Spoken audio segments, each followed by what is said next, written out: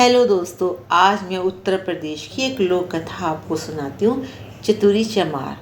तो दोस्तों, किसी गांव में एक चमार रहता था। तो वह बहुत ही चतुर था, इसलिए सब उसे चतुरी चमार कहते थे। घर में वह और उसकी पत्नी थी। उनकी गुजर बसर जैसे तैसे होती थी, इससे वो बड़े ही परेशान रहते थे।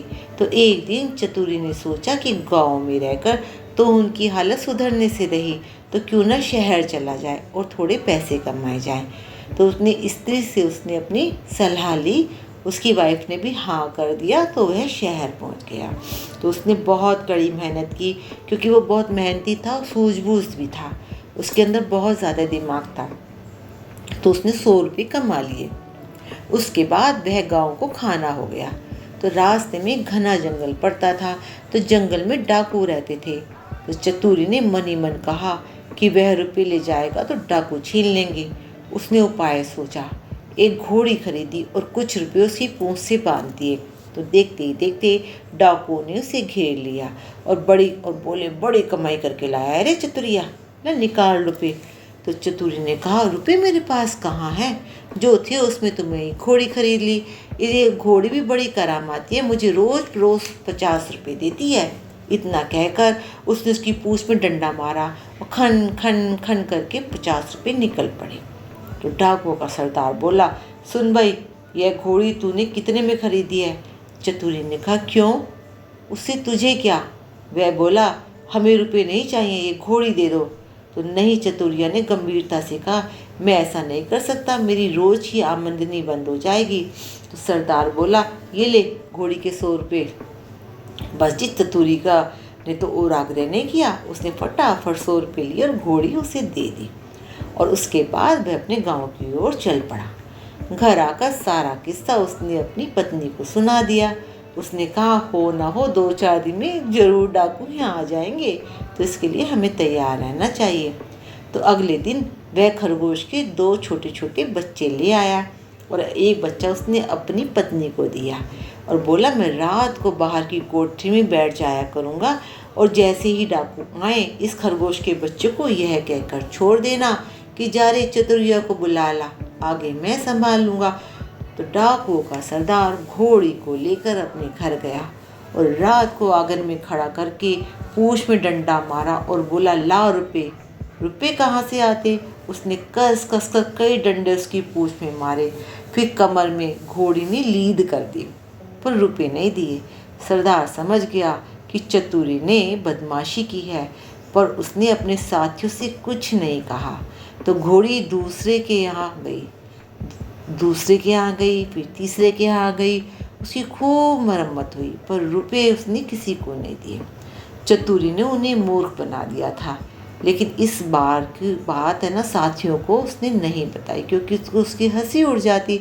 तो आखिर में 5वें डाकू का नंबर आया, तो उसने भी उसकी खूब पिटाई की और घोड़ी ने वहीं दम तोड़ दिया और इससे उनका सारा भेद खुल गया। तो फिर सारे डाकू मिलकर एक रात चतुरी के घर पहुंच गए। दरवाज़ा खटखटाया, टिंग टिंग टिंग। तो चतुरी की घरवाली ने दरवाज़ा खोला। सरदार ने पूछा, कहाँ है चतुरी?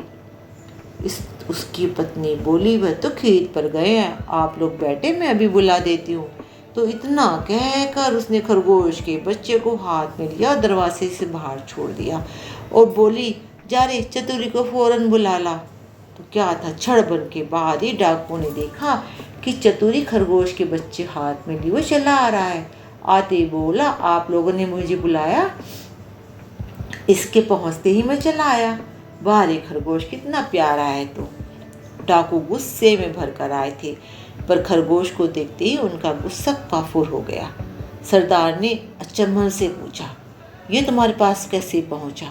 चतुरी बोला, यही तो इसकी तारीफ है, मैं 7वें आसमान पर जाऊं तो भी ये मुझे वहां से बुला लाएगा। सरदार ने कहा, चतुर, ये खरगोश हमें दे दो, हम लोग इधर उधर घूमते रहते हैं और हमारी घरवालियां परेशान रहती हैं, वह इसे भेजकर हमें बुलवा लिया करेंगी। दूसरा डाकू बोला, तूने हमारे साथ धोखा किया है, रुपये ले आया और घोड़ी दे आया, इतनी बेकार जो कभी भी पैसे नहीं दे सकती थी और वो मर गई। खैर, जो हुआ सो हुआ, अब ये खरगोश हमें दे दो। चतुरी ने बहुत मना किया तो सरदार ने 100 रुपये निकाले और बोला, ये लो, ये खरगोश हमें दे दो। तो चतुरी ने 100 रुपये लिए और खरगोश ने दे दिया। डाकू चले गए। चतुरी ने आगे के लिए फिर एक चाल सोची। उधर डाकुओं के सरदार ने खरगोश को घर ले जाकर अपनी पत्नी को दिया और उससे यह कहकर बोला कि जब तुम्हारा खाना तैयार हो जाए तो इसे मुझे बुलाने के लिए भेज देना। तो वही क्या था, वो तो वह चला गया था। उसको सारी रात वेट करता रहा। आधी रात हो गई लेकिन खरगोश उसे बुलाने नहीं आया। बस फिर क्या था, वो डाकू उठा, अपने घर गया और अपनी स्त्री पर बहुत ही गुस्सा करने लगा। तो उसकी पत्नी ने कहा, तुम नाहे कि नाराज हो, मैंने तो घंटे पहले खरगोश को भेज दिया था। बस क्या था, सरदार समझ गया कि चतुरी ने फिर उन्हें बेवकूफ़ बना दिया है। तो वे लोग तीसरे दिन रात को फिर चतुरी के घर पहुंच गए। उन्हें देखते ही चतुरी ने अपनी स्त्री से कहा, इनके रुपये ला कर दे दो। स्त्री बोली, मैं नहीं दूंगी। नहीं देगी? चतुरी गरजा और उसने कुल्हाड़ी उठा अपनी स्त्री पर मार दी। बस स्त्री की लहू लुहान होकर धरती पर गिर पड़ी और आंखें बंद करके पड़ गई। डाकू दंग रह गए।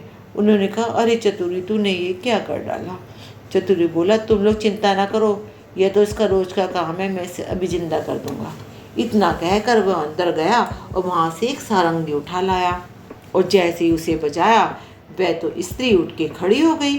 चतुरी ने उसे पहले से ही सिखा रखा था कि खून दिखाने के लिए वह रंग तैयार कर ले। नाटक को असली समझकर डाकुओं का सरदार चकित रह गया। उसने कहा, चतुरी भैया, ये सारंगी मुझे दे दो। चतुरी ने बहुत आनाकानी की। सरदार ने 100 रुपये निकाले। उसने सारंगी उसको दे दी। तो घर में सरदार जी घर लेकर अपनी सारंगी पहुंचे और अपनी पत्नी को बहुत डांटा। उसने आप देखा ना ताब कुल्हाड़ी लेकर गर्दन पे मार दी। बस फिर क्या था, फिर उसके बाद सारंगी बजाने लगा। बजाते बजाते सारंगी के टार टूट गए लेकिन स्त्री ने उसकी आंखें नहीं खोली। सरदार अपनी मूर्खता पर सिन घूमता हुआ रह गया और बेवकूफ़ी की बात उसने अपनी किसी को नहीं बताई। भेद खुला तो डाकुओं का पारा 7वें आसमान पर चढ़ गया। वे फौरन चतुरी के घर पहुंचे और उसे पकड़कर एक बोरी में बंद कर दिया और उसे नदी के किनारे डुबोने के लिए लेने चल दिए। तो रात भर चलकर सुबेरे वे एक मंदिर पर पहुंचे। थोड़ी दूरी पर नदी थी। उन्होंने बोरे को मंदिर पर रखा और सब चल दिए। उसके जाते ही चतुरी चिल्लाया, मुझे नहीं जाना, मुझे नहीं करनी, मुझे नहीं करनी। संयोग से उसी समय ग्वाला वहाँ अपनी गाय भैंसों को लेकर जा रहा था। उसने आवाज़ सुनी तो बोरी के पास गया। बोला, क्या बात है? चतुरी ने कहा, क्या बताऊं, राजा के लोग मेरे पीछे पड़े हैं कि राजकुमारी से विवाह कर लूं, लेकिन मुझे उससे शादी नहीं करनी क्योंकि वो कानी है। वे लोग मुझे ज़बरदस्ती पकड़ के ब्याह के लिए ले जा रहे हैं। तो ग्वाला बोला, भैया ब्याह नहीं होता, मैं इसके लिए तैयार हूँ, मैं कर लेता हूँ। इतना कहकर ग्वाले ने झटपट बोरी को खोला, चतुरी को बाहर निकाल दिया और स्वयं बंद हो गया। चतुरी उसकी गाय भैंस लेकर 9-2-11 हो गया। तो थोड़ी देर में डाकू आए और बोरी ले जाकर उन्होंने नदी में पटक दी। उन्हें संतोष हो गया कि चतुरी ने उनका पीछा छूट गया, लेकिन लौटे तो रास्ते में उन्होंने देखा कि चतुरी तो सामने से आ रहा है। उन्हें अपनी आंखों पे विश्वास नहीं हुआ और वह पास जाकर चतुरी से पूछा, क्यों बे, तू कहाँ से आ रहा है? तो वह बोला, आप लोगों ने मुझे नदी में पानी में फेंक दिया था ना, तो इसलिए गाय भैंस ही मेरे हाथ पड़ी। अगर गहरे पानी में डाला हो तो हीरे जवाहरात मिलते। तो हीरे जवाहरात का नाम सुनकर सरदार के मुंह में पानी भर आया। बोला, भैया चतुरी, तू हमें ले चल और हीरे जवाहरात दिला दे। चतुरी तो ये चाहता ही था। वह उन्हें नदी के किनारे ले गया। बोला, देखो कितनी देर पानी में रहोगे उतना ही लाभ होगा। तुम सब एक एक भारी पत्थर गले से बांध लो। लो भी क्या ना करते, उन्होंने अपने गले से पत्थर बांध लिए और एक कतार में खड़े हो गए। चतुरी ने एक एक को धक्का देकर नदी में गिरा दिया।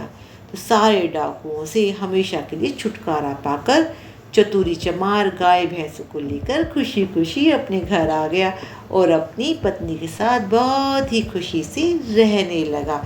तो ठीक है ना दोस्तों, ऐसे ना डाकुओं की तरह बेवकूफ़ नहीं बनना चाहिए। हमेशा चतुरी के चमार की तरह समझदारी से अपनी मुसीबतों से जीत पे हासिल करनी चाहिए।